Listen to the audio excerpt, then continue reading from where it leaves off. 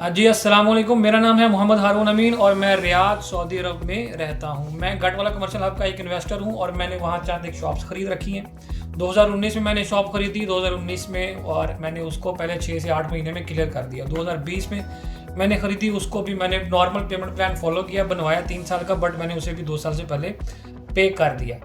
अच्छा, उसके बाद मैंने पाकिस्तान में 3 महीने पहले पाकिस्तान में था, मैं उनके ऑफिस में गया, मैंने उनसे पता किया, मेरे कुछ चार्जेस बने हुए थे, एस्केलेशन चार्जेस और डेवलपमेंट चार्जेस वगैरह मेरे पोर्टल पे, जो ऑनलाइन पोर्टल है वहाँ पे इनवॉइस वगैरह जो है ना जनरेट हुई थी। तो मैंने उनसे बात की, तो उन्होंने मुझे, उस वक्त इनका डिस्काउंट चल रहा था 30%, तो इन्होंने मुझे 30% डिस्काउंट उसमें दिया और कुछ मेरे रेंटल पॉइंट्स वगैरह इकट्ठे हुए थे, तो वो मिला के मैंने सोचा कि अभी ये बेस्ट मौका है इसको क्लियर करने का, इसके पैसे उतारने का। और जो भी उनके मुताबिक उनकी टीम ने बताया कि जो भी ये क्लियर करेगा वो 0.5% इसका रेंट लेगा अनटिल पोजेशन, जब तक आपको पोजेशन नहीं मिल जाती तब तक 0.5% इसका रेंट मिलेगा। मुझे मुनासिब लगा कि यार मेरे रेंटल पॉइंट इतने हो गए हैं और 30% डिस्काउंट मिला के मुझे अब ये बेस्ट मौका है कि मुझे देना चाहिए। प्रोजेक्ट इतना बड़ा डिस्काउंट नहीं देता बार बार। सो मैंने वो क्लियर किया। क्लियर करने के बाद मुझे उसका एक रेंट मिल चुका है और दूसरा रेंट अभी इस महीने आना है। अच्छा, उसके बाद जो मैं अब प्लान कर रहा हूँ कि मैं अपनी दूसरी शॉप्स को भी एक एक करके क्लियर करूँ। अब मसला ये होता है कि जो बाहर रहते हैं ना, जो ओवरसीज़ पाकिस्तानी होते हैं, उनके लिए एक चीज़ बड़ी मैटर करती है। मैक्सिमम पाकिस्तानी क्या करते हैं, जो यहाँ पे ओवरसीज़ में रहते हैं, वो कोई ना कोई अपना जो ना अंडा देने वाली मुर्गी का हिसाब बना के रखते हैं पाकिस्तान में। किसी बिजनेस में इन्वेस्ट करते हैं, किसी प्रॉपर्टी में इन्वेस्ट करते हैं, किसी के साथ कारोबार में इन्वेस्ट करते हैं, ताकि उनको उधर से थोड़ा बहुत जो है ना वो सेकंड सोर्स ऑफ इनकम को बड़ी प्रायोरिटी देते हैं। और वैसे भी आपको पता है पाकिस्तान के जो हालात हैं, मुआशी हालात है, पाकिस्तान में रहने वाला भी अब कोशिश ये करता है कि 2-2 नौकरियाँ करे। सो यहाँ पे पाकिस्तान बीइंग अ पाकिस्तानी यहाँ रियाद में रह के, ज़ाहिर बात है एक नॉर्मल ओवरसीज़ की तरह मैंने भी पाकिस्तान में प्रॉपर्टी ली। सो अब मेरी प्रॉपर्टी अंडे, चाहे अभी छोटा अंडा है, वो देने के काबिल होगी और उसकी मुझे बहुत खुशी है। मैं अपनी इस इन्वेस्टमेंट से बहुत खुश हूँ। जब से मुझे रेंट मिलना शुरू हुआ है तो मेरा कॉन्फिडेंस डबल हो गया। मेरे इस डबल कॉन्फिडेंस ने मुझे और कर्ज किया है कि मैं अपनी बाकी शॉप्स भी क्लियर करूँ और उनका भी रेंट जो है वो लगवाऊँ।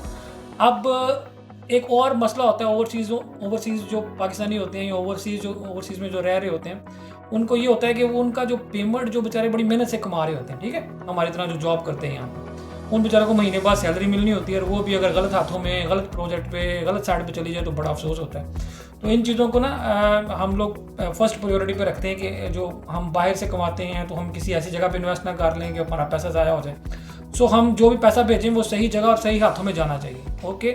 और प्रोजेक्ट भी अच्छा होना चाहिए जिसमें हमारे पैसे की और हमारे मुस्तकबिल की जो है ना वो सिक्योरिटी हो, हमें उससे फ़ायदा हासिल हो। लिहाजा गटवाला कमर्शियल हब इस हिसाब से बिल्कुल साफ़ और शफाफ लेन देन का हिसाब रखता है। वेबसाइट पे इन्होंने हर इन्वेस्टर का एक पोर्टल बनाया हुआ है, इसी तरह मेरा पोर्टल भी है, मेरी शॉप्स का पोर्टल भी है। मैं जिस शॉप का पोर्टल खोल के देखना चाहूँ मैं देख सकता हूँ मैंने क्या पे किया, कब पे किया, कितना पे किया और किस चीज़ का पे किया।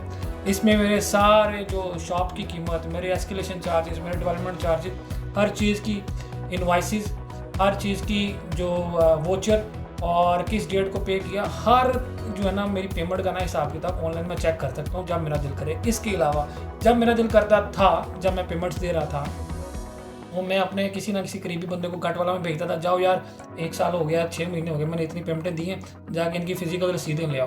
तो मैं उनके फ़िज़िकल काउंटर से भी बहुत जो है ना वो पॉजिटिव रिस्पॉन्स मिलता था और अपनी सारी रसीदें एक मुश्त में इकट्ठी कर लेता था और अपनी फ़ाइल में लगा लेता था, ताकि मेरे पास उनका फ़िज़िकल प्रूफ भी रहे।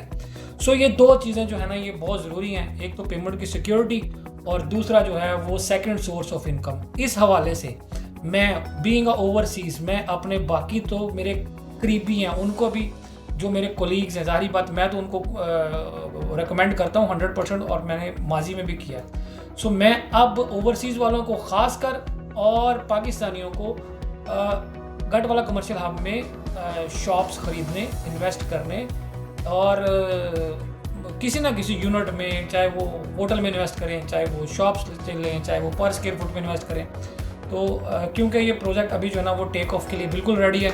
सो लिहाजा ये मौका मिस ना हो।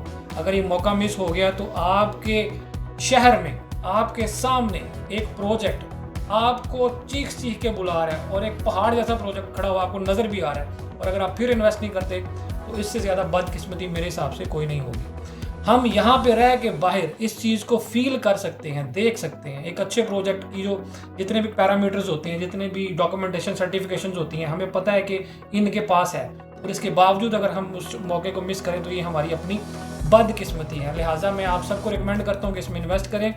आप सबका बहुत बहुत शुक्रिया। अल्लाह हाफिज़।